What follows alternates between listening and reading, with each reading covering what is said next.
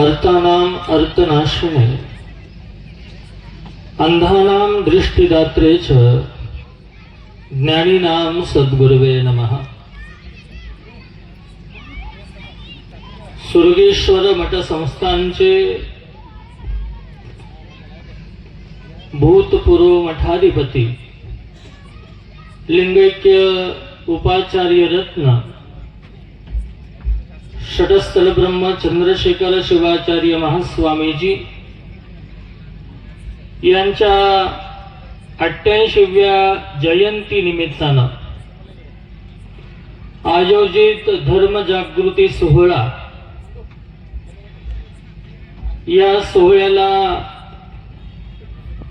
अत्यंत सुंदर पद्धतीनं संयोजन केलेले वर्तमान सुरगेश्वर मठ संस्थानचे षटस्थल ब्रह्म गुरु सिद्धेश्वर शिवाचार्य स्वामीजी तथा या कार्यक्रमाच्या निमित्तानं वेगवेगळ्या प्रांतातून आलेले सर्व शिवाचार्य सर्वांच्या चरणाला अनंत वंदन करतो। या कार्यक्रमाच्या निमित्तानं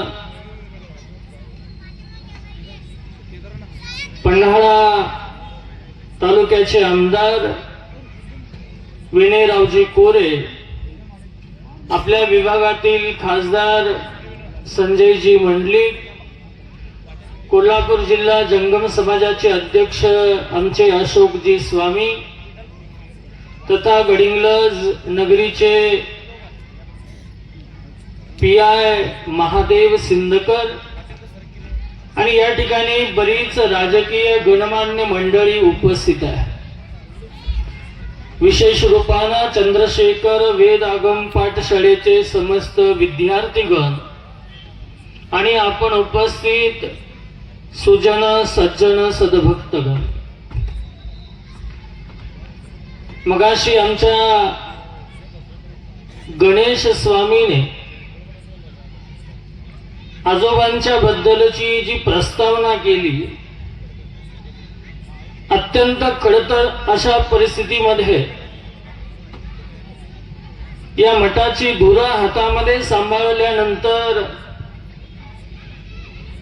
ते लिंगैक्य होईपर्यंत जवळजवळ हजारो विद्यार्थी त्यांनी या मठाच्या माध्यमातून घडवले।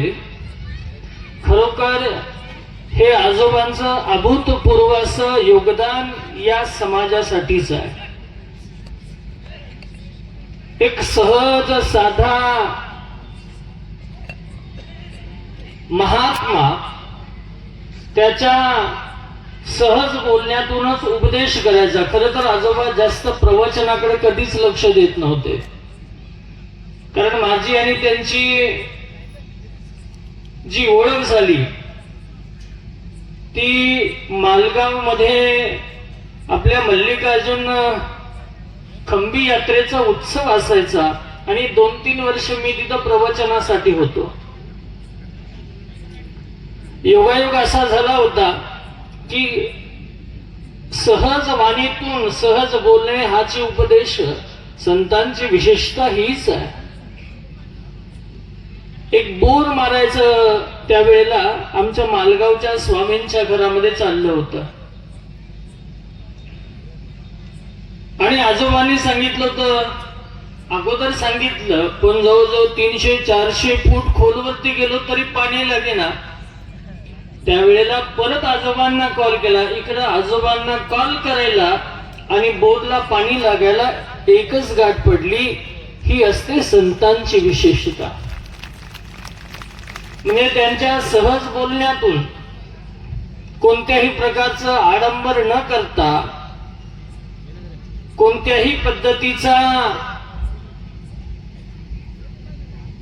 आर्थिक असा भाव मनामध्ये न ठेवता शिष्यांच्या जीवनाचं कल्याण व्हावं याकरता आजोबांनी जवळजवळ 85 वयापर्यंत आपल्या सगळ्यांना आशीर्वाद दिला। आज त्यांच्या जयंतीच्या निमित्तानं आपल्या अंतकरणामध्ये तीच ज्योती प्रज्वलित व्हावी याकरता धर्म एव समस्तानां दुःखानां शमनौषधम तस्मात् धर्मामृतं पीत्वा सुखीन संतु मानवः. वर्तमान काळामध्ये प्रत्येक जण सुख शोधत आहे, प्रत्येकाला सुख हवंय, पण हे सुख कशामध्ये आहे? त्यावेळेला आपल्याला शास्त्रकार म्हणतात की सगळ्या सुखांचं सुख जर कुठं असेल तर ते धर्मपालनामध्ये आहे. आणि म्हणून आपल्या आजोबांनी आपल्याला धर्म शिकवला, त्या धर्माप्रमाणे चालण्याचं काम आपण केलं पाहिजे. खर तर संत महात्मा सद्गुरू हे काय करत असतात? आपल्याला मार्ग दाखवण्याचं काम करत असतात. पण त्या मार्गावरून चालण्याचं काम आपण केलं पाहिजे, तरच जीवनाचं परिवर्तन होणार आहे. आणि म्हणून अशा समाजाला जागृत करण्याचं काम हे तत्कालीन परिस्थिती, म्हणजे पूर्वी प्रबोधन करणं फार कठीण काम होतं, जाण्या येण्याच्या व्यवस्था नव्हत्या. पण तशा परिस्थितीत सुद्धा आपल्या आजोबांनी जे कार्य केलं ते खरोखर महान कार्य आहे. मी या निमित्तानं त्यांच्या जयंती सोहळ्याला शुभेच्छा व्यक्त करतो. आणि वर्तमान गुरु सिद्धेश्वर शिवाचार्य अत्यंत कमी वयामध्ये ते मठाला मठाधिपती झाले. आजोबांनी घालून दिलेल्या परंपरा, त्यांनी सांगितलेला संस्कार लोक दूर पर्यंत पोहोचवण्याचं काम वर्तमान मठाधिपती गुरु सिद्धेश्वर शिवाचार्य करत आहेत. मी या निमित्तानं वर्तमान गुरु सिद्धेश्वर शिवाचार्य यांच्या कार्याला सुद्धा शुभेच्छा व्यक्त करतो. आणि मला असं वाटतं की आजोबांच्या रूपानं गुरु सिद्धेश्वर शिवाचार्य असंच कार्य करत राहो आणि या मठाचा नावलौकिक वाढत राहो. सुरगीश्वराची ही पावन भूमी आहे आणि अशा पावन भूमीमध्ये हा जागृती सोहळा या निमित्तानं संपन्न होतोय. खर तर आपल्या परंपरेप्रमाणे शिवाचार्य सगळ्यात शेवटी बोलत असतात, पण मला थोडस उद्या सकाळी एका जेजुरीच्या कार्यक्रमाला 9 पर्यंत पोहोचायचं आहे. आणि म्हणून मी स्वामीजींना सांगितलं की मला एका पुढच्या कार्यक्रमाला जायचं असल्यामुळे मी अगोदर बोलतो. आणि आज हा सोहळा अत्यंत सुंदर पद्धतीने संपन्न होतोय. मी सगळ्यांना शुभेच्छा आशीर्वाद व्यक्त करतो, स्वामीजींना प्रणाम व्यक्त करतो आणि माझ्या वाणीला इथंच विराम करतो. ओम शांती शांती शांती.